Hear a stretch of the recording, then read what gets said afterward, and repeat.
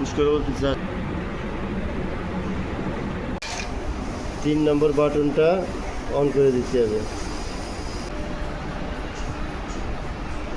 এই বাটনটা জোরে চাপ দিয়ে ধরে রাখতে হবে, একটা জোরালো শব্দ হবে।